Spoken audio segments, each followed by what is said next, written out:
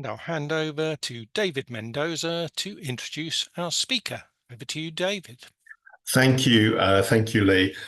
This is a particularly interesting subject for me. My Ashkenazi great-grandmother was a native Yiddish speaker. I never actually heard her speak, but she had the accent. And both of my parents brought sort of childhood memories of Yiddish. My mother would always complain that people would tell a joke, and when they got to the punchline, they would tell it in Yiddish, which she couldn't understand. Whereas my father, who did actually grow up or was originally living in the Jewish East End, has had memories of that whole culture, and that's a world that other than my regular visits to a Hasidic supermarket, I've never really had any contact with, and as I start to research the Ashkenazi side of my family more, I'm wanting to really understand this language and this whole culture that they came from, so that rather than just having sort of names and dates, we can actually sort of put some meat on the bone. So I'm very happy to welcome Dr. Vivi Lachs as our speaker today. I discovered her through the absolutely brilliant Cockney Yiddish podcast with Nadia Wallman. If you haven't heard it, I will share a link in the chat. It's honestly one of the best podcasts I've heard, and there's I think required listening. So Vivi herself is a passionate historian at the Jewish East End. She serves as a research fellow at Queen Mary University of London. She's written books including Whitechapel Noise, which explores Jewish immigrant life through Yiddish song and verse from 1884 to 1914. So really when that culture was at its height, and also London Yiddish Town, which examines East End Jewish life through Yiddish sketches and stories, and that's from 1930s to 1950s. So I think the period my late father would have remembered. She also co-runs the Great Yiddish Parade and the Yiddish Open Mic Cafe here in London.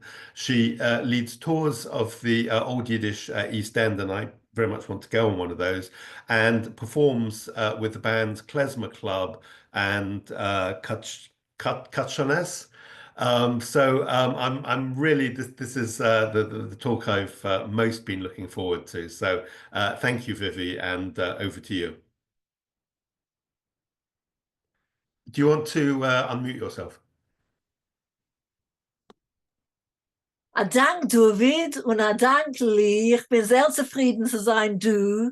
It was meant to be in Yiddish, this talk, right? Okay. Put your hand up if you know any words of Yiddish. A smattering, even. Sehr good. Very nice. Okay, good. So, have you let me share the screen, Lee? Yeah. Excellent. So I'm going to do something probably slightly different to what I said, but then doesn't everyone always do something slightly different to what they say? And can you see that? Let's put it in presentation mode so it doesn't give the game away. Can everyone see that? Excellent. So what I'm going to, first of all, I'm a historian of the Jewish East End, and I use Yiddish sources. And Yiddish sources are poems and songs and stories and this weird thing called the feuilleton, which I'm going to talk about in a minute, in order to get at bits of history. Because I look at stuff that's been written not in an official way, it's written and thrown into a daily newspaper or sung in the Yiddish music hall. So it's a very different look at history you get. It's a history from below, and it's often a little bit sneaky or cheeky or engaging with the debates by satirical means or in fact very movingly.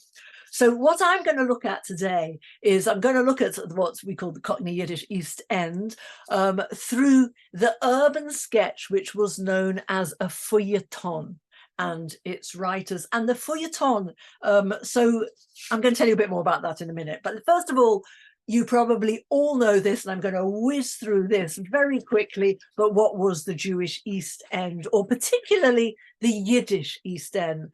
So from the 1880s, we've got all the immigrants coming in, and the Yiddish East End is those immigrants who are speaking Yiddish. There's Yiddish everywhere, right? So we've got there the Pavilion Theatre, so it's putting on a Yiddish play. We've got here a Yiddish Yiddish on the walls that you can see in a market. We've got, does anyone know what it is on the top left? This is the JGSGB, and in fact, I put that on there because my grandfather was the shamus, the beadle, the caretaker of the JGSGB in Dunk Street, which Dunk Street doesn't exist anymore. It's now an estate. But again, everyone's in there talking in Yiddish. So what you've got is you've got an area from the 1880s that felt like it was something different, and English commentators, when they come in, talk about feeling like you're going into another country. Now, of course, this changed throughout the time, throughout the Yiddish East End. And let's say the Yiddish East End, there's no end date to it, but I'm putting it into sort of coming up to 1960, but really the mid-1950s, after the war, when the amount of Yiddish being spoken is very low, and all of you might tell me the same story, but even your parents might tell me the same story, that their parents spoke to them in Yiddish, spoke to each other in Yiddish when they didn't want the children to understand. So what we did was we lost Yiddish quite quickly in this country. So we have Yiddish everywhere, and in particular, we have a lot of newspapers. So I don't know who can read Hebrew here. Yiddish is written in Hebrew letters, but it's slightly different, okay? Because, of course, Yiddish comes from a mixture of Old German and Hebrew pronounced in the Ashkenazi pronunciation, and it looks a bit different. But we have here, if I'll just read them to you from the top right, Die Post. Yeah, underneath that is Der Bloffer, which was a satirical magazine in 1911 to 1913. Underneath that, we have Die Welt. The top on the left, we've got Uvent Neues, the evening news, which was the sister paper to Die Zeit. And underneath that, we have Loschen Leben, which was a literary journal from the late 30s all the way through to 1980, I think. And then we have the Londoner Coupletist, which is a songbook from around 1902. So there's a big lot of publishing going on, and this is just a smattering of it. We're looking at like scores and scores of papers and pamphlets and magazines and journals. There's a lot of literature. So as a historian, you have two things. You either have, this is fantastic, I've got the rest of my life to read all this material, or you've got oh no, how am I going to get through it? But in fact, it's a wonderful, wonderful resource. And not only am I using it, but I'm being asked also by other people who are doing other bits of history to go back and look into these papers of people who don't read Yiddish, because the history that's being given in them is, the politics and so on that's being given in them is something slightly different to what you might have got in official sources. But what we're going to look at today is this curious thing called the feuilleton. The feuilleton is a French word, and it comes from French newspapers around the time of the French Revolution, and just after, and it traveled through Europe and ended up in the Yiddish newspapers. But what is it? It is something that is not the news. So you've got newspapers with news, and it started off as saying, like, we need something else, something that's maybe an opinion or something that's a different slant on the news. It's very particularly sort of a different way in to something. But what it gives us, especially the ones that are very local, is it tells us something very specific. Now, what you'll see in this picture is there's a black line at the top. And what it's always known, it's like below the line. So below the black line, you get the feuilleton that was often on page 2 or page 3. And there might have been more than one in one newspaper. But this began as something very new, and then it became really quite spicy and quite a way for people to really like put across something that they may not have done otherwise. The one that's up here on the screen, and I've got the larger version of the title, is and you can read along with me. It's by someone called Avremel, who was actually the pseudonym for someone called Avram Margolin. A monologue von a Whitechapel recruit. A monologue from a Whitechapel recruit, right? It sounds very English. And underneath there, it says feuilleton. The Yiddish writers clearly hadn't realized that the double L in French was pronounced yeah, and they kept the L there, and they actually said it feuilleton. Actually, in Hebrew, it's filiton. So there's an awful lot of people who don't know French. Okay, so what I'm going to look at today is I'm going to look at 4 different things. I'm taking a writer, I'm looking at something about their feuilletonen, and I'm saying something also about them. So I'm going to start off with Katie Brown, who was very, very popular, possibly not the most popular. The book, London Yiddish Town, which I'll be reading some stuff from, is actually 3 writers, and they were all very popular, and I'll be looking at 2 of them today, Katie Brown and Arnold Kaiser. And she wrote a lot of feuilletons, but she focused on different things. They were all about the community, and I sort of particularly like to focus on her stuff that she wrote about the family, because it really talks about what happened, the generational change that was really changing things. I'll then look at something about pseudonyms, and we'll have a look at a couple of different pseudonyms, what they wrote, and trying to find out who were these people. And I mean, I'm really happy to be doing this to a genealogy group, because you know, as a historian, you have to use, I suppose, some of the skills of genealogy, but actually I could learn an awful lot from you as well, as I struggle away finding and trying to find these authors to get permission to translate them. I'll then look at something about the dynasty of authors and look at Esther Kreitman, who may or may not be a familiar name to you, but it will be by the end of this talk. And finally, I'll look at Arnold Kaiser, who was a religious man, sort of like modern Orthodox, and lots of comedy about shul, and then looking at how to find him. And also, just to mention, I'll be reading from my latest book that came out, I don't know, 10 days ago maybe, called East End Jews, and which are feuilleton from the 1880s to the 1950s.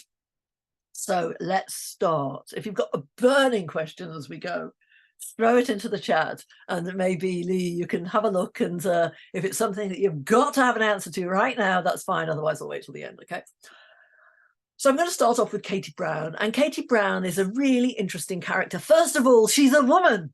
Now, there weren't that many women writers, but and Die Zeit, which was the main newspaper from 1914, which was a daily paper, was very keen on having a lot of writers write for them, but she did not write for them until the 1940s. But the Post, which was also a daily paper from when it changed, so it was sort of, because it changed hands and changed name from the Yiddisher Express to the Post, it was also going from the 1890s, really, did have women writers. And Katie Brown became terribly, terribly popular. And one of the reasons was that her feuilleton were a really fast read. So you'd get into them and you'd be like, you wouldn't have much time. You're in a break from your work as a tailor in a workshop. You grab the paper in your 10-minute break, you read a Katie Brown story, you have a laugh, and you feel better about yourself. So I'm going to read you a little bit of a feuilleton by, the reason I've got the Workers' Circle up here is she was very involved in the Workers' Circle, so she's left-wing, she's secular, and she was very, very active in 2 places, in the Workers' Circle, so with all the things that were going on with committees and with performances and with talks, and also, and she was the secretary of the Women's Committee. And also, she was very, very involved with the Yiddish theatre. She had people round to her house. They had groups. She wrote plays for the Yiddish theatre. She wrote songs for the Yiddish theatre. So she's a very prolific writer. Okay, I'm going to read you a little bit of the beginning of a story, which I've translated, called Parnosse Geber. As you can see there, Parnosse Gebers from Katie Brown, Speziell für die Zeit. So at this time, she's writing for Deep Sight, she did something very interesting. She wrote for the Post, and she wrote lots and lots and lots and lots of feuilleton. Later on, she went back to those feuilleton and re-edited them for 2 decades later. So she's writing in the late 20s, early 30s, and they're then being published, very similar ones in the 40s, 50s, but up to date. But I have to tell you that this one did not change. So you can say that the experience of the earlier days was very similar later. Okay, here we go. Breadwinners. Mum, yelled my Rachel this morning from her bedroom. Yes, darling, what do you want? Make me some sandwiches, because I'm going out today. What sort of going out do you mean? Oh, don't ask questions, Mum. I'm just do what I'm asking you. It's a nice day and I'm going out. Who with? Charlie. Oh, with Charlie now. Yesterday it was Benny, the day before David, today Charlie. Who will it be tomorrow? Oh, Mum, don't be sarcastic. Charlie's a lovely boy and he loves me, so he says. So what's new? And am I allowed to know where you're going? Hiking. Where's that? What neighbourhood? Oh, nowhere, Mum. You go into the forest, through fields, along straight and twisty paths, walking until you get tired and then resting and then going further. What's the point in that? I can't see the fun of dragging yourself around the countryside. Rachel, just come in a moment. I want to ask you something. Rachel ran in laughing loudly, and when I saw her, I nearly fainted. She was wearing a pair of trousers with an open-necked man's shirt, a pair of large heavy boots, a rucksack on her shoulders, and a cigarette in her mouth. My daughter, I cried out in anguish. Are you out of your mind? What's the matter with you? Have you no respect for your father and mother and for God or for anyone? Oh, your dad will die of shock. Oh, shut up, Mum. Don't talk nonsense, my daughter answered angrily. You're so old-fashioned, but me, I'm modern. I'm much more comfortable in trousers like you are in a dress. Rachel, I said bitterly, you should take the trousers off. I'm telling you. I won't put up with this. It's not fitting for a Jewish girl. How many times, Mum, have I told you not to call me Rachel, but Ray? You get it, Mum? Ray, not Rachel. You've been in London for so many years and you can't talk like a normal person. It's disgraceful. I'm embarrassed in front of my friends. There was a knock on the door. That's Charlie, Mum. You've got to be nice to him, okay? Speak to him in English because he doesn't understand Yiddish. And don't call me Rachel. So we get this really antagonistic stuff between the mother and the daughter. But a little bit later, this is what she says when her mother is still saying to her, oh, you've got to come back and you can't go and stay out and you can't be with the boy. Mum, Rachel warned, remember that if you meddle in my business, I'll leave home like I've done before. And you'll have to pay on your own for the radio and the sewing machine and the furniture and the insurance agent. Remember, you'll be sorry. And you'll come round and beg and cry for me to come home, but be careful, Mum, before it's too late, because this time I won't feel sorry for you. So we had quite a hard-hitting story here that is really like punchy, really quick, very soap opera-like. But it brings up something that is really, really important, and what I call the generational flip, is that what happens is that generation that are the children of immigrants are holding power over their parents as they grow up, because their parents are finding it hard to get jobs. They're not speaking English. They're the ones speaking English and they're getting the jobs and maintaining the family. So the difference in what's going on, and as they become more secularized and as they're not interested in Yiddish, we have a sense of the power really shifting between those generations.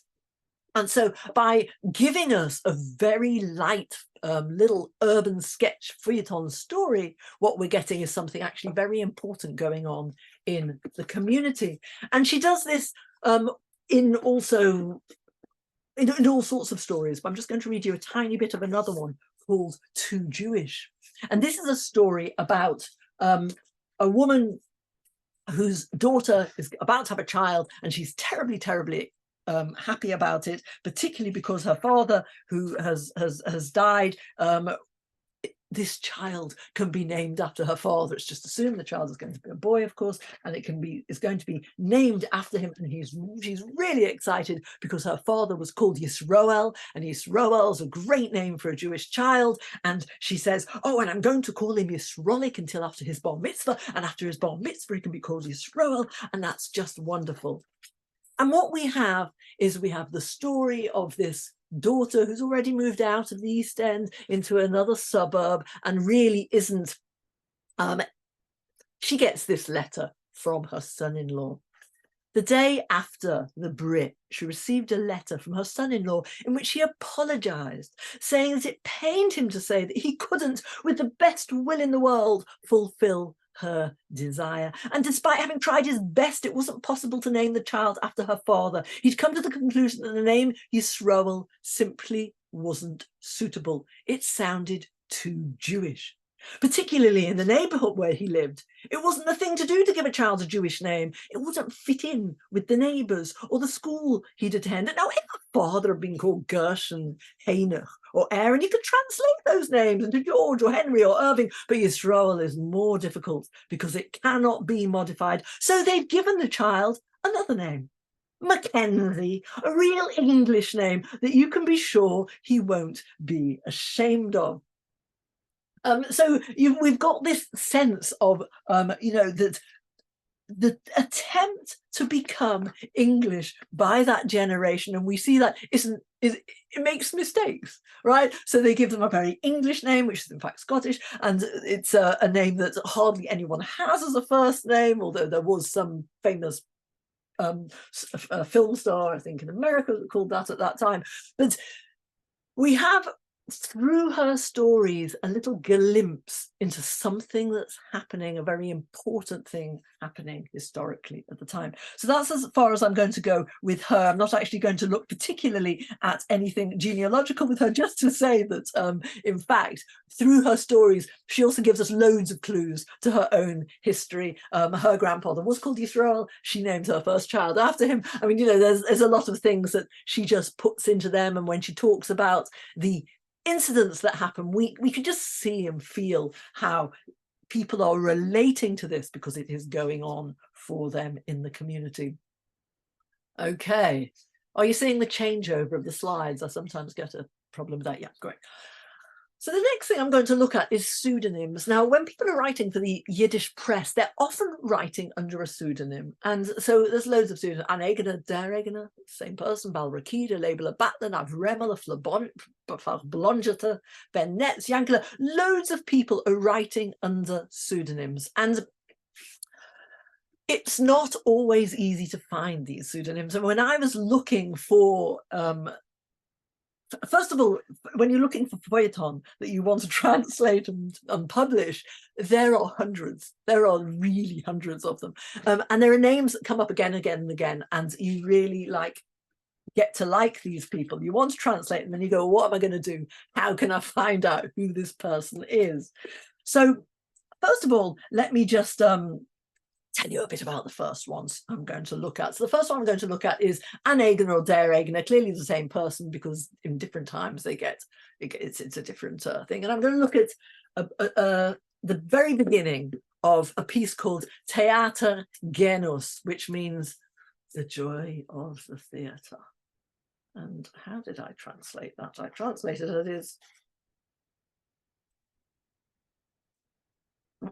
fun at the theatre. And I'm just going to read you the first little bit of this.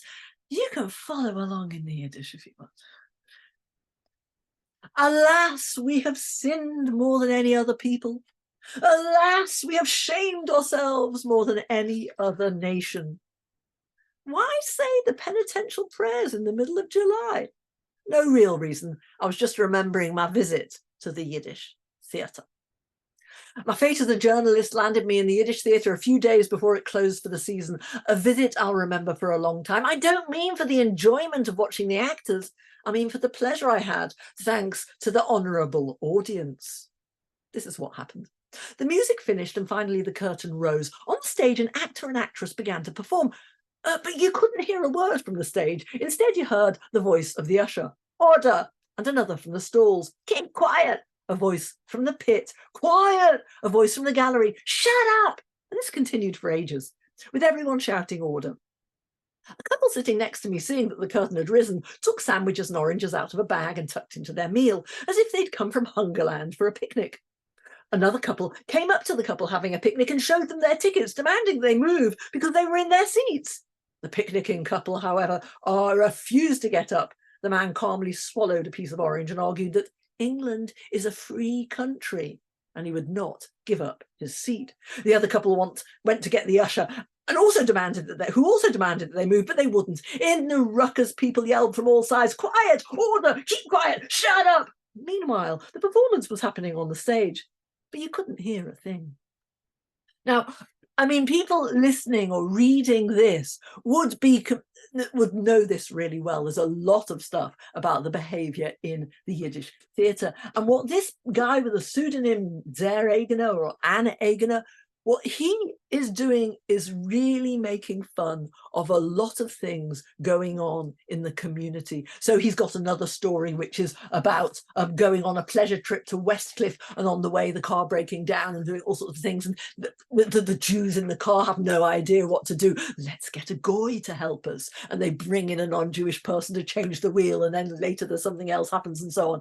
So you get a sense of, okay, we're going to laugh at Jews the way they're really badly behaved in the theory. We're going to laugh at Jews for being completely untechnical and not being able to do anything. So we get this, again, engaging with real things happening, and what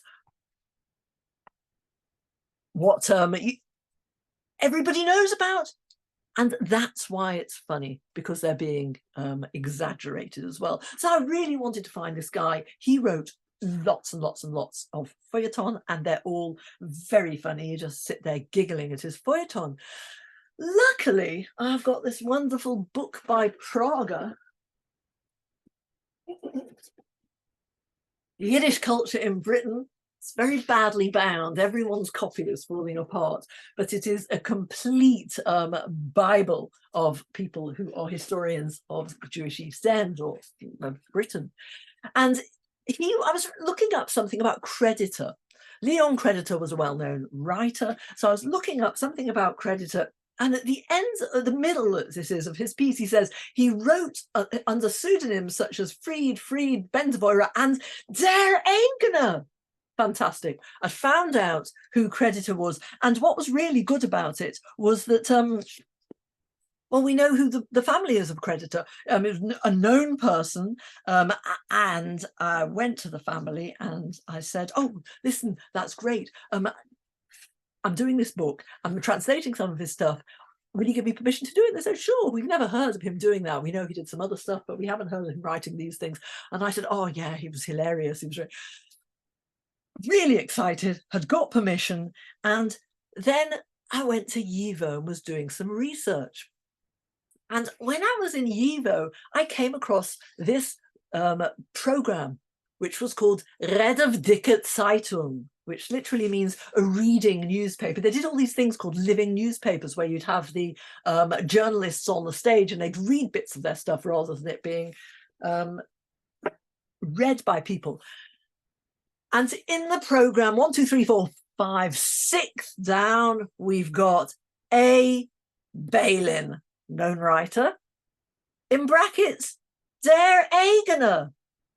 Well, Prager is known to make mistakes. Prager's writing his thing 50 years after this 1930s program. So I thought, okay, oh, that's really embarrassing. Went back to the family, said, "Oh, sorry about this." By the way, the reason the family is known is that they married into Hugh Gateskill, the daughter of Creditor married Hugh Gateskill. So went back to the family and said, "Oh, I'm really sorry, I've made a bit of a mistake here. I'm really, he's not. I would have loved to have had some Creditor in it, but it's not. So apologies." Okay. So I'm then thinking, okay, let me get on with things. I've got other people, and I've got this guy Labeler Batlin, who's a really good writer. What am I going to do about him? And before I show you that one, actually, I'm going to read you a little bit of thing what Labeler Batlin was. Very short. He wrote something called In Woolwich Arsenal. And this is absolutely fascinating piece, because this is written during the war. It's during the First World War, and it's about how do you volunteer when you're not a naturalized citizen. I can't actually, you know, be in the army. So what am I going to do? So he decides he's going to go to Woolwich Arsenal and he's going to volunteer to help make armaments, and that would help the war effort. So he goes out and it goes, but how do I know how to get there? I'm not a born Englishman who can read a map and with a quick look knows where to go. I'm just a Jew who has to ask. And how can I ask people the way to Woolwich Arsenal? Won't they get suspicious and think I'm a spy and kill me? There is a way, however. I'll tell them straight away exactly what I intend to do, and I'm simply wanting to help England. So I say the prayer for making a journey and I head off. I go to a policeman in the street and ask him the way to Woolwich. I don't mention the Arsenal. I take it for granted, as they say here. You know, Mr. Policeman, I say, you know, the king himself has asked people to help and everyone must help in the way they can. Do you understand, therefore, Mr. Policeman, that I would like to help you a little bit, a little drop? You know, I'm a Russian Jew, a very, very honest person. Now, will you please tell me the way to Woolwich, yes? The policeman glared at me and I thought I would collapse with fear. Why are you looking at me? I'm not, sir, I asked boldly. I'll report you because I want to help the government and you don't want it. Do you think he took his stupid eyes off me? No, he looked at me even more intently from head to toe. He saw that I was shaking, but he didn't do anything. He didn't arrest me, thank God. He just looked down his nose at me and gave me a sharp reply. Get out of it. Clear? Off. I got his meaning. It's not like I don't know any English. A horrible policeman. I'll just ask another.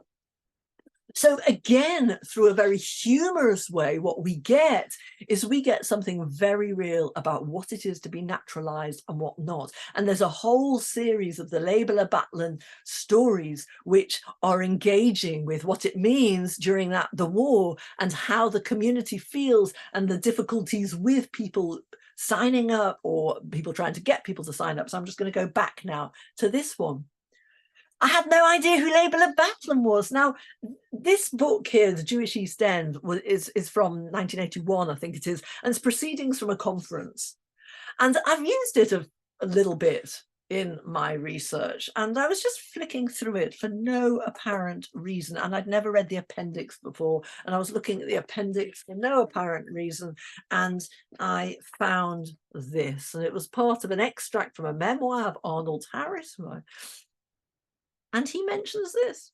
For a number of years, Die Zeit used to carry a weekly humorous article by a writer who called himself Labour Battling.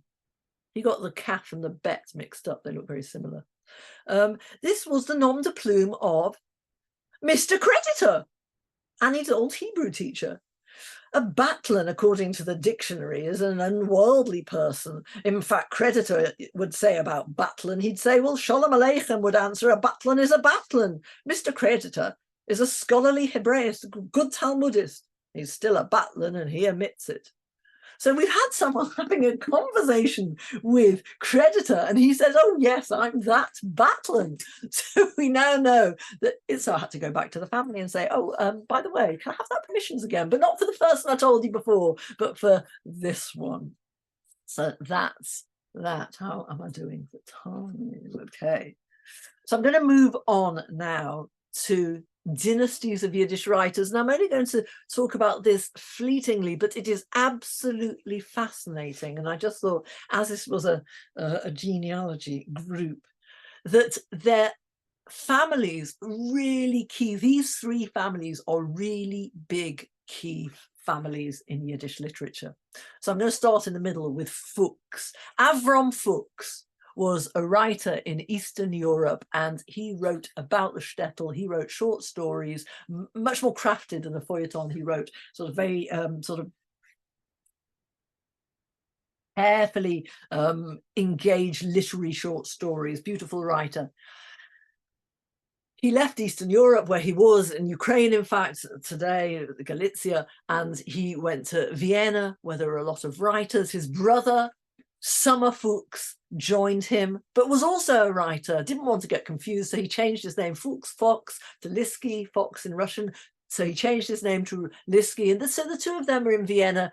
Liski then comes to London. He writes, he's a socialist writer, becomes really sort of like important as a young writer, stayed for years, becomes a very important part of the London literary community. go on to the Chassid side, and we've got Sonia Chassid, who was called Sido in her writing. She wrote psychology and philosophy, and she knew Summer in Vienna, met him. People say they didn't met him, but I found a photograph which they're both in it. And she came over, they met, they got married, they had a very stormy marriage where they were married, divorced, married again. And she's writing in London. Her brother, Mordechai Chassid, went actually from Eastern Europe to Helsinki, but he did visit London as well. And he was a poet. He became very well known there, later went to Canada. And then we have the Singer family. And the Singer family, Esther Kreitman was in London from just beyond the First World War, I think it was. And she was the sister of these two other singers you might have heard of.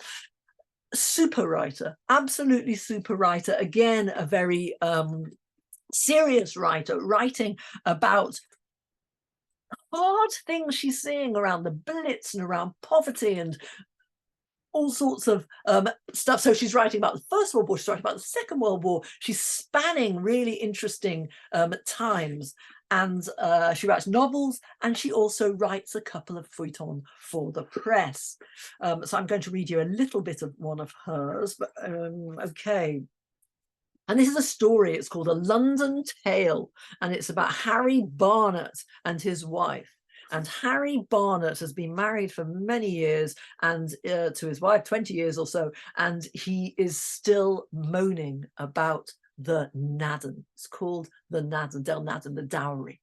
He's still moaning about it because he feels that his father-in-law has cheated him out of money in the dowry, that he was owed £1,000. It was actually owed by his father-in-law, but because his father-in-law was long dead, he claimed the debt from the daughter, his wife. However, as the daughter, his wife, didn't even own 1,000 pence, she paid him in another way.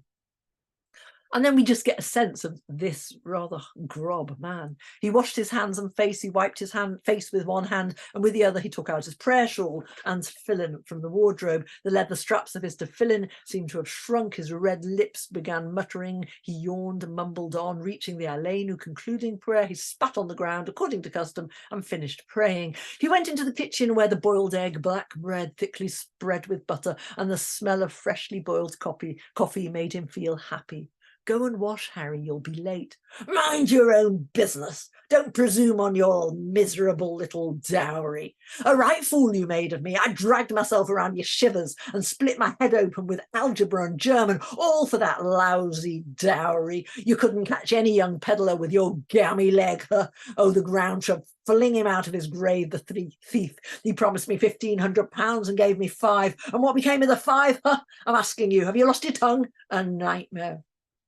And we got really different type of writing for this, something that's like much harder, tougher, not bringing in humor, bringing in these characters who, again, people are looking at and they know them. They know people like that. They know that poverty is hard, that poverty has like ruined people's lives. Esther Kreitman's son, Maurice Carr, was a journalist, and Avram Fuchs's daughter Lola Fuchs was a painter, and they were married. So there's a lot of connections between these families, and yeah, it will certainly come up in ancestry. So I'm going to look at one last thing, and I'm just going to have to be very quick at this time for questions. Okay, there's Esther Kreitman and Del Naden, London, Eldel Salem. So finally, I'm just going to take a bit about Aryamaya Kaiser, Arnold Kaiser.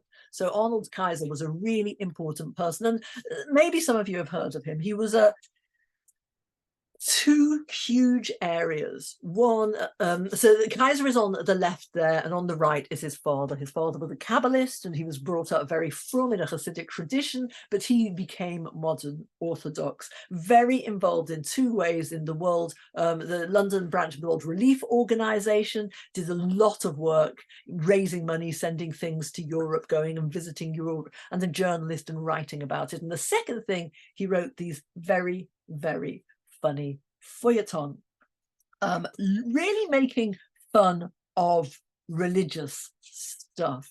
Now, I just want to check, Lee, do we finish on the dot?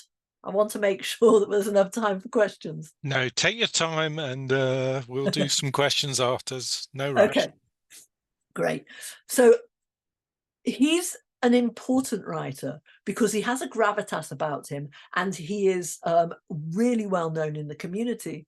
But he's probably best known for these funny pieces. Now, what he does in these funny pieces, more than so, the other people that I've read to you are probably all more secular than him. He's religious. I mean, I'm from a From Hasidic Stamm, which is like modern Orthodox who were from a Hasidic background.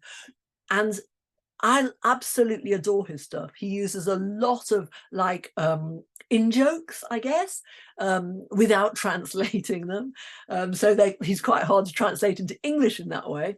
But he really gets into a bit of the community that other people don't. And he looks at some of these issues about what do you do with religious stuff when you come to this country, and what happens to it, and how does it go? And I'm going to read you a little bit of something called Mekleid Chazunim.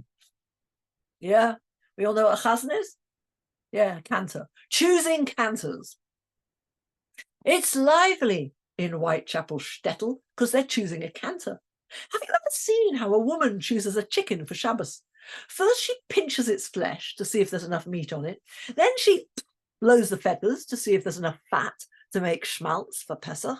Well, this is more or less how they choose a cantor in Whitechapel. The congregation wants him to be both meaty and schmaltzy.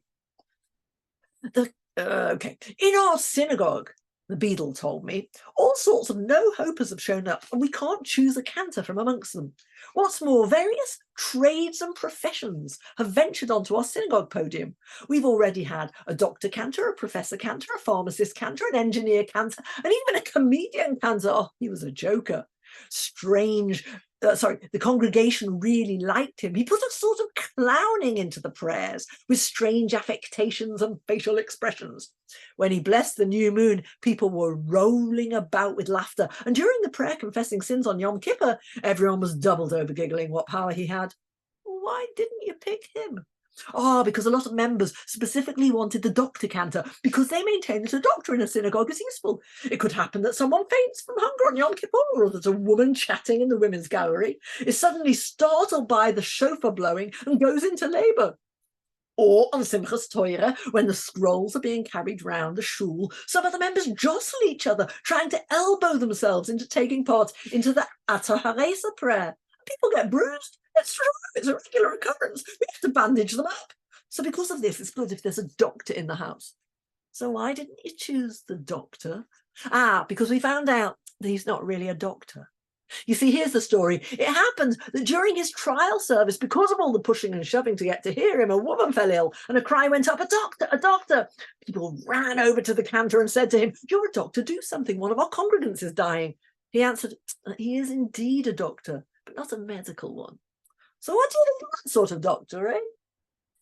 So what Kaiser does that's really interesting is he is laughing at the fact that religion has become a culture, or religion is not really about we want to get the best cantor who's going to elevate us on Yom Kippur, or it's about, utilitarianism. It's about what's going to be useful for us and so on. And he really does a lot of looking at where the comedy sits between people who are not necessarily secular, but or the different levels of modern orthodoxy. And very similar things can be laughed at today, no doubt. So finally, I just want to end with a little bit about what happened when I started searching for Kaiser. So in London Yiddish Town, there are 3 writers, families of the 2 of them, Katie Brown, and who's Jeffrey Schisler, Rav Jeffrey Schisler's grandmother, and Liskey, who's Francis Fuchs is his son. They were known, but Kaiser was really a mystery. And I did all this work. I spent hours on Ancestry. I found addresses from Ancestry. He was all the changes of addresses from 34 to 65. He moved to Israel in 65, where he died. After he died, his wife and daughter came back here. I wrote off, and I got the wife's death certificate, and which included the will. I also saw the naturalization certificate online and got details of his brothers and sisters. So I found out that there were a number of other people. I didn't know what to do to find out more, because none of this actually gave me anywhere into the family today. So what I did on a rainy day, I donned my skirt rather than a pair of trousers, and I went off to the last known address of Kaiser, which was in Golders Green. And I went knocking on doors. Well, of course, I couldn't, there were some people that didn't answer their door. There wasn't anyone in the house. I tried next door. There was no one there. I went to the other side of the road, and there wasn't anyone in. As I was leaving out, an Orthodox man came out and motioned me into his house. And I said, I went in there, he had his teenage son with his tzitzis hanging out, and I told him what I was doing. He started chatting to me in Yiddish as I talked to him back in Yiddish. And he said to me, I don't know anything about this Kaiser, but there are two people who live in this street who've been here a long time. And he told me where they were.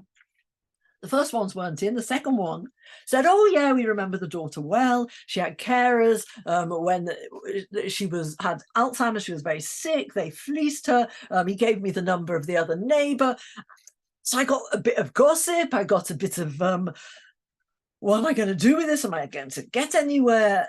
Later that evening, I rang the other neighbor, who told me that Kaiser's wife had died in 1991. They couldn't pay the mortgage anymore. The house was repossessed by the bank. And she talked about the father, who was a Yiddishist, a Kaiser, and had a huge Yiddish library. And she went there to move to move his library out. And she went there with, she told me, Esther Held. And I went, Esther Held? She was my first Yiddish teacher. So some 15 years earlier, she gave me Esther's number. I rang Esther and I said, you have no idea what you set up. You started me off on this journey that's like, so she said she remembered clearly schlepping all the books. They put it into the Spiro library. I rang Nietzsche. Nietzsche told me that, yeah, they'd had a library. It had been opened up. There were no family anywhere. So I was getting all this information, but no closer to finding anyone in the family. But I knew he had siblings. And I thought, so I looked and went back to track these siblings. And I was looking in Harry Rabinowitz's book, which some of you might know, called A World Apart, which is a history of Hasidism in this country. And he mentions his very famous dad with the double tefillin and the Hasidic Kabbalist, and says he has two sons, Aryeh Meyer, who wrote Whitechapel, this Whitechapel of Oz, which is a collection of his writings, and this other son, Shlomo.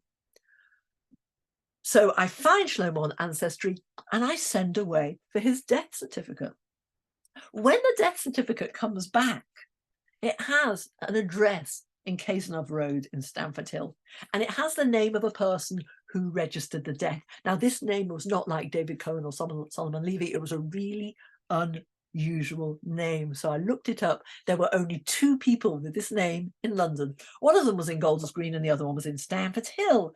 I rang the one in Stamford Hill and his wife picked up the phone and we chat about the East End, and I tell her that they live round the corner, Cazenove Road in Stamford Hill, and we talk about my cousins, my relations, the Shines, my great uncle Zalman and his wife Aunt Henshaw and his cousin Rona, no longer alive, they've all passed away, who used to also live just off Cazenove Road, and maybe not surprisingly, they knew them.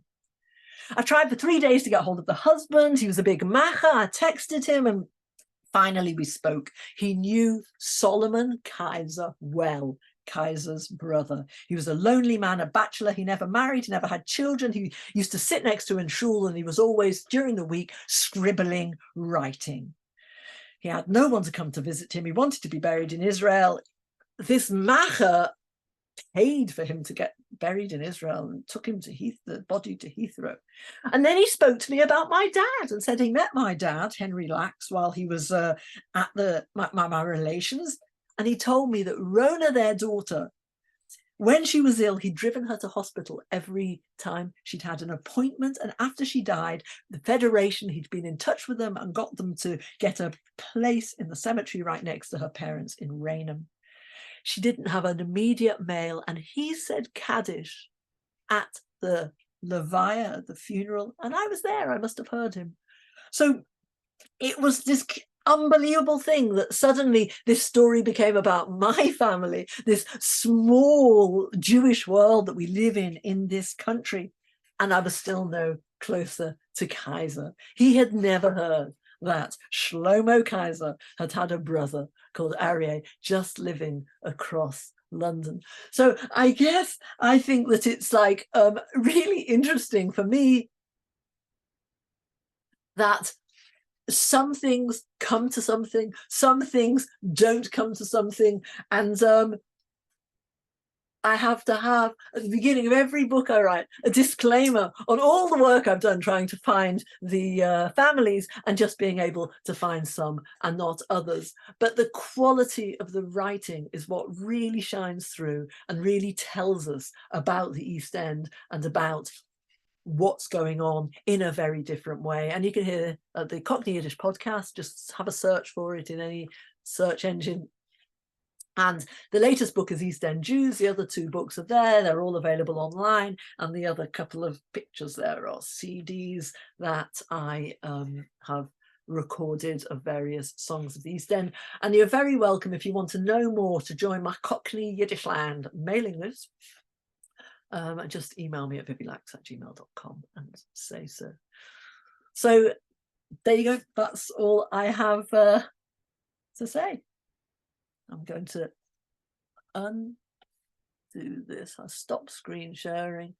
And thank you all very much for listening. And you're all still here, which is great. Thank you very much, Vivi. And I'd like to call for a huge round of applause for Vivi's talk. Thank you.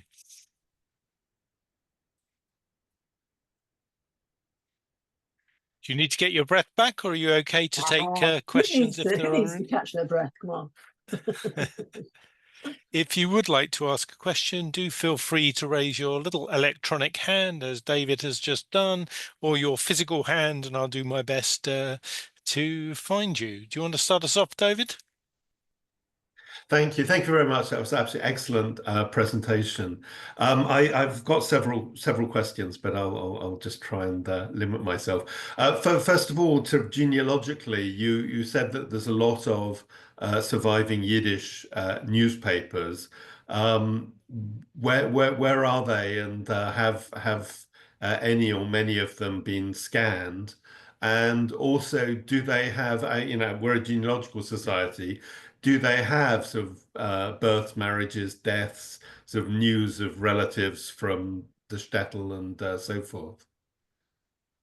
Okay, great question. So the surviving, there are.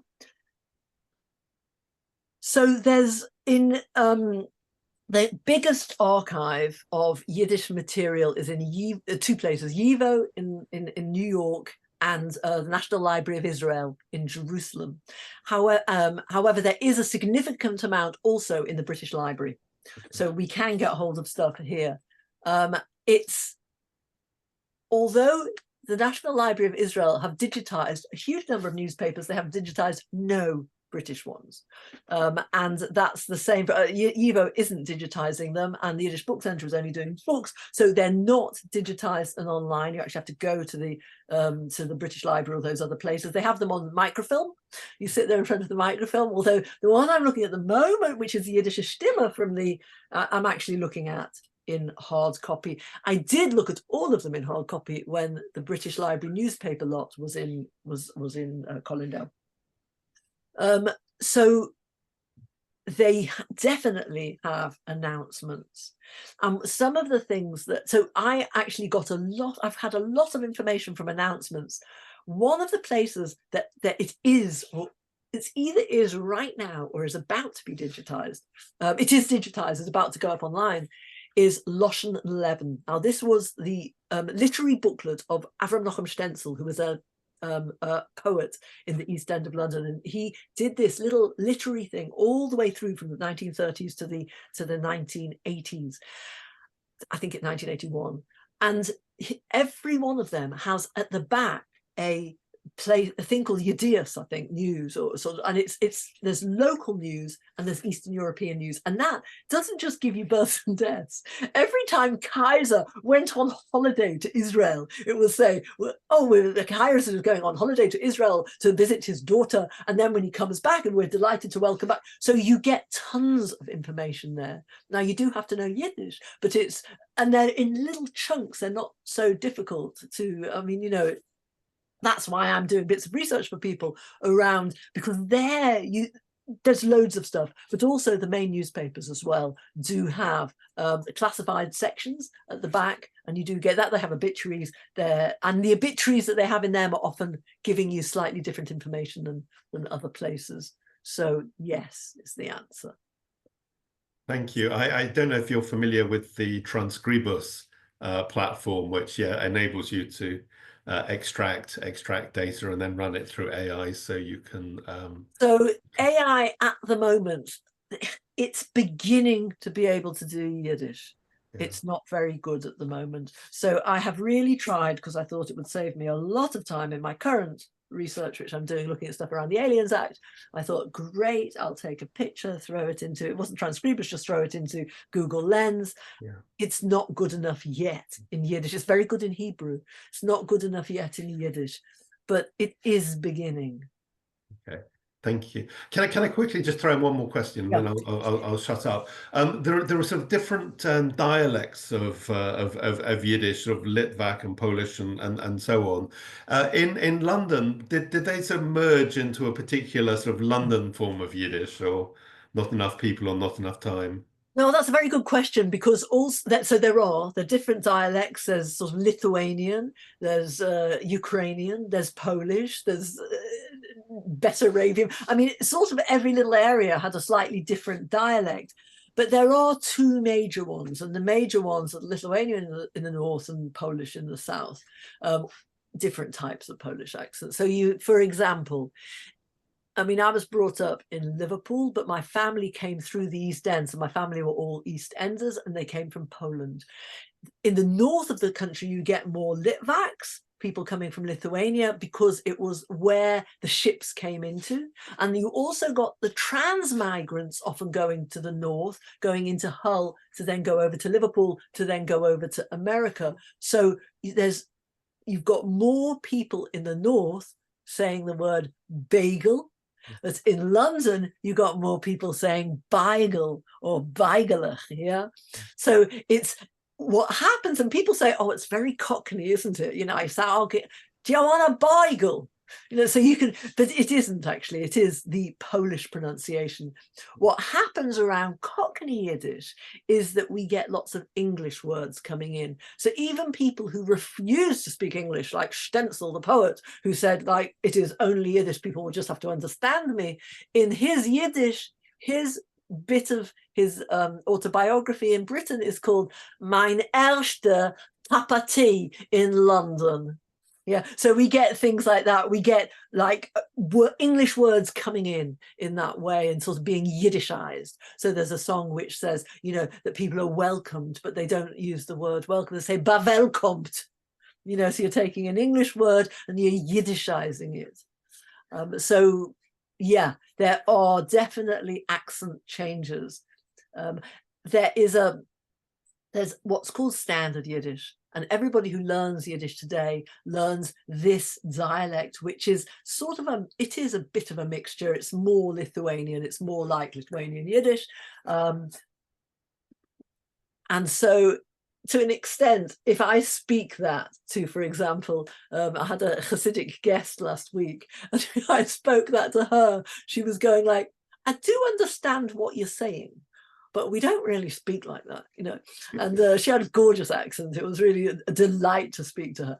And so, yeah, standard Yiddish gets laughed at by the Hasidim, who are speaking a very domestic Yiddish today, but their Yiddish actually is more of a Hungarian Yiddish. It's, you know, so yeah, lots of different accents. Excellent. Thank you very much.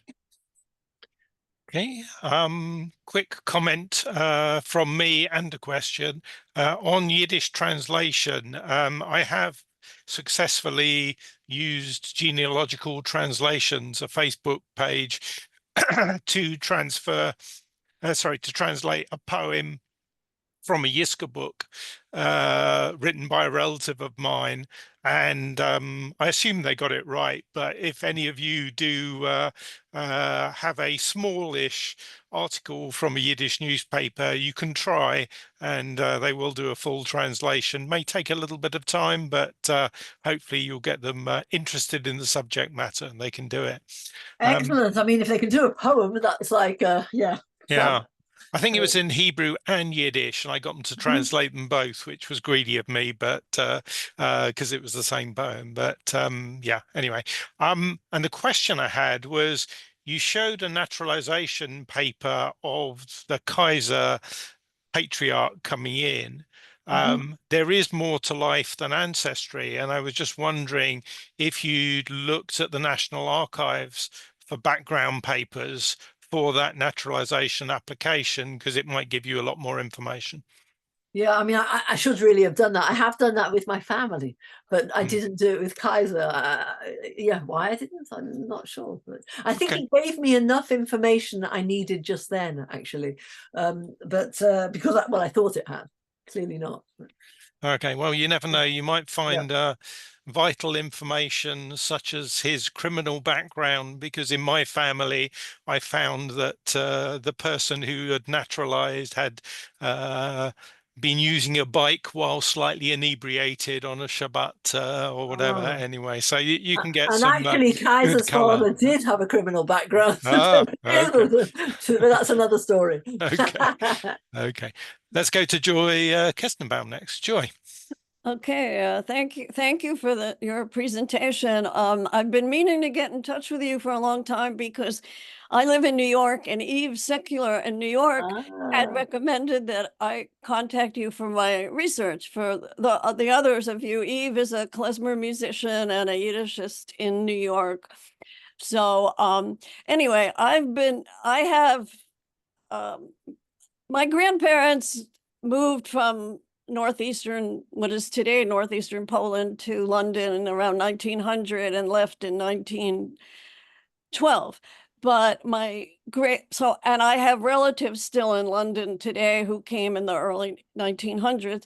But I have a great uncle who I'm researching who came around 1888 to the East End.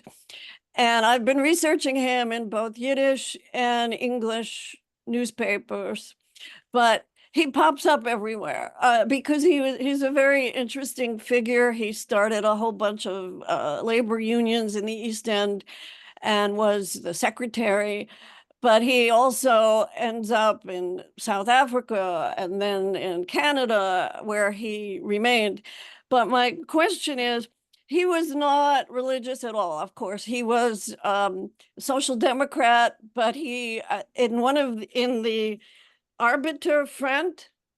Oh, with a friend, yeah. Yeah, and he's accused in one article of being a spy for Russia, for Russia and the government, and in the 1888. But then when he tries to come into the U.S. in 1919, he's accused of being an anarchist. So, you know, he's so complicated. And so what I want to ask you is, are you familiar with any scholars or publications, secondary sources that look at the fight between social democrats and anarchists in the 1880s and 90s in London and the East End? I'm trying to understand, you know, this better, and the development of Jewish Yiddish-speaking workers' unions in the 1880s and early 1900s. And is this something that I could email you what I've found and what I'm doing, and you might be able to help me a little bit? Sure. So a few things to say about that. First of all, what's his name? Oh, okay. Well, his son was famous. But he was quite a character, and as I said, he pops up. Yeah, what's his name? What's his name? His name was Eugene Gilleroff. His son, Sidney Gilleroff, who I've mentioned here before, became the top Hollywood hairstylist in the 30s, Okay. 40s, 50s, 60s. So for a few things, first of all, the word anarchist is thrown about. And the word anarchist does not always mean that you're part of an anarchist group. It tends to mean, it could mean terrorist. It could mean anyone who you don't like. So you have to be a bit careful about the use of the word anarchist and not actually believe it's necessarily means that you're part of the anarchist an anarchist organization, but certainly anarchy around 1900, Jewish anarchy was around. They were, although the Arbiter Freien started off as a socialist paper, it became an anarchist paper. I write quite a lot about that in Whitechapel Noise because there's whole sections on the poetry in the paper, and Morris Winchevsky, who was a social democrat, and the Social Democrats had the paper. It was taken over by the anarchists in 1894, I think it was, 1893, 1994. And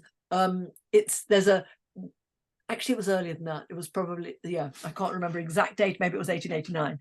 But there's a lot of really quite infighting between two groups who you'd think would have more in common. But the socialists and anarchists were at each other's throats. So there is a lot. Now, the person who's written about this a lot, there's lots of people who've written about it, and I can send you some stuff. But I mean, I don't know if you know David Feldman's work, because he writes a lot. He's wrote something called Englishmen and Jews. And he writes a lot about that labor struggle. The other person who's particularly written about anarchists is Bill Fishman, wrote a book called East End Jewish Radicals, which is a really great read. They're both amazing reads. David Feldman's book is a huge tome, so it'll take you a while. Bill, who was a tour guide of the East End and also an academic historian, it's also a really good book. Both of those have got stuff in, and my book Whitechapel Noise. So there's certainly lots and lots of information out there about what happened when the socialists and anarchists hit. It was real fireworks stuff going on. You'd think that they'd have some common enemies, which they did, but they really enjoyed fighting each other. Well, thank you. Yeah, and yeah. Get in touch with me anyhow, Joe. Yeah, it's so interesting because he pops up everywhere. And believe it or not, I found a reference.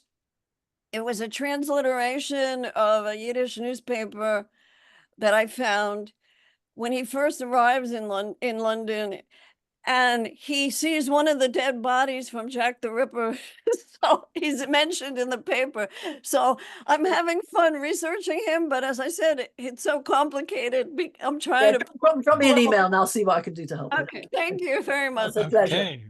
Thanks for that, Joy. We'll go to Anita next and then Joanna. Anita, could I ask you to unmute?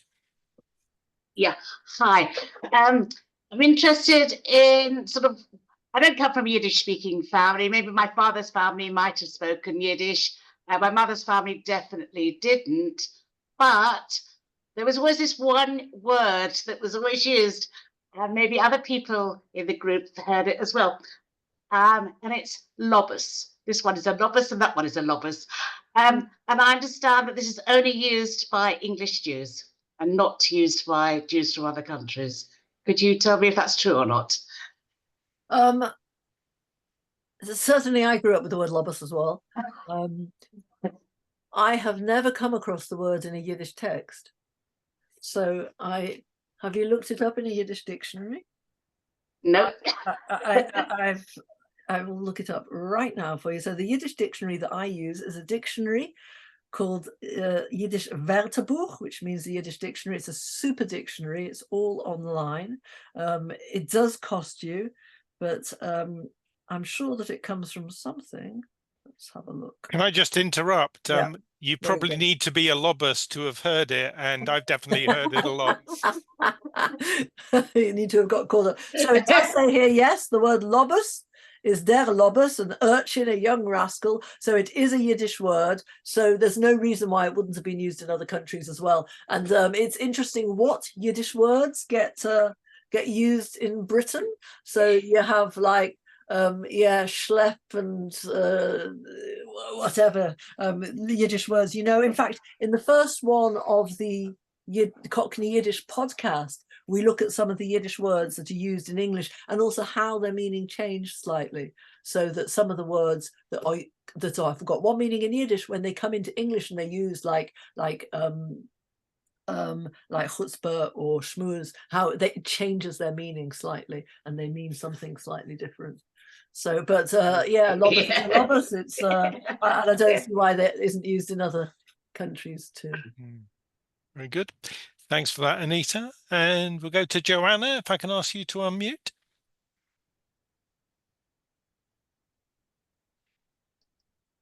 Let me see if I can help you. Yeah. There you go. What got you into doing all of this work with the Yiddish language? Oh, that's a good question.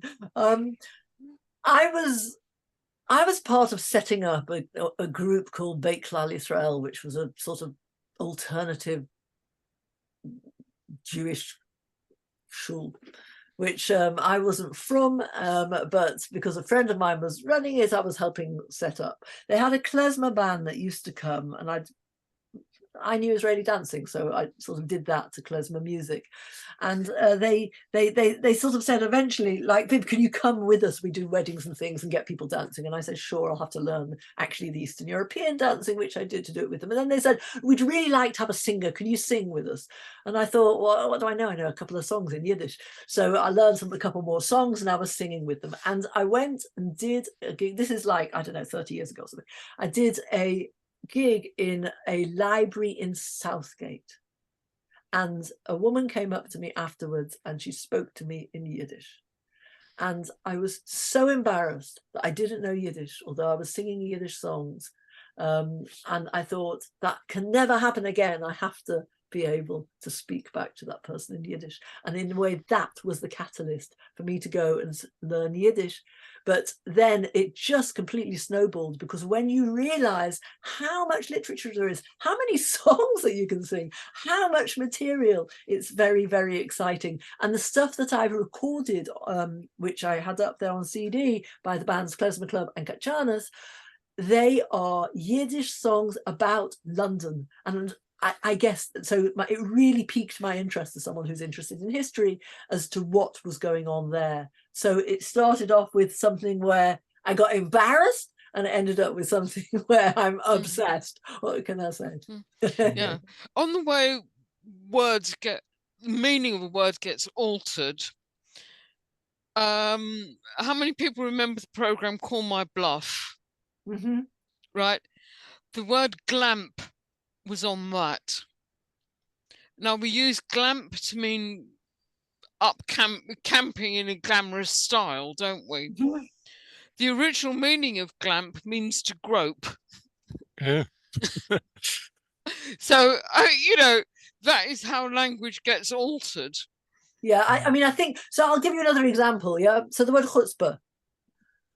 So the word chutzpah in English, it actually in American English, it's still kept the really strong meaning of it. But if you say someone has chutzpah today, it can be like a lighter version. So chutzpah in Yiddish is brazen cheek. It's nothing nice. In British usage in English, chutzpah can be you've really got a bit of like something sassy going on there, something like a bit of sort of, I don't know what you'd call it actually, but there's something going on that can be positive, like you're really like giving it an edge of some sort, but it isn't that in Yiddish. In Yiddish, if it's a chutzpahdik child, they are naughty. They are done something bad. So I think that it's that sort of thing where the edge on a word has changed. Yeah, and thank you for your example about glump. Yeah. Okay. Thanks for that, Joanna. Okay. So I know what you mean about why you had to learn Yiddish, but I actually teach Hebrew reading on a Monday night for my synagogue, and I don't know what the words mean. I'm just quite accurate at reading them, but I sort of get away with it. But my wife is actually a language teacher doing German and Russian, and she's absolutely horrified that I don't know what I'm I'm talking about. But anyway, there we go. What's one other thing I wanted to say? Oh, yeah. Am I right in thinking you sing in Yiddish as well? Because Yeah, I'm fairly sure you were at the Rothschild Hanadiv event about hidden treasures when it yes, I moved from the was. Board of Yeah. Deputies. So I think we met there, but it's one of those Mm, meetings where I don't believe I spoke to you. I was just in your audience, and right. I feel I know you, although you won't know me. But there we go. Yeah, I did quite a lot of performing. I mean, and Yiddish song and bringing. I'm really interested in people understanding Yiddish without having to directly translate everything. So that so what I do is, rather than saying, okay, this is what this song means and give a story about it and then sing it, I'll do a little sketch. I come from a drama background as well, so I'll perform the sketch as something, and then you get the song. So then you've already got the meaning of the song through it. And in that way, people are hearing Yiddish and not necessarily having to translate everything. Because I think that we've got Yiddish in our backgrounds. We've got it somewhere tucked away in the back of our neck somewhere. It's nice to hear it. It's nice to like get that sense of it again. Yeah. I mean, I don't know if it's the same for anyone else, but when I went to school, I suddenly discovered that I was speaking both Yiddish and Swahili without knowing it, because my brother happened to be born in Kenya, and my parents had been shouted at by their parents in Yiddish. So, but you only suddenly discover, what you're really speaking when you're in a crowd of English speakers, I guess. So there we go. Cool. Very cool. And it was only the odd word, I hasten to add. But yeah, there we go. Okay. Any final questions for Vivi? I'm looking for electronic hands or physical hands.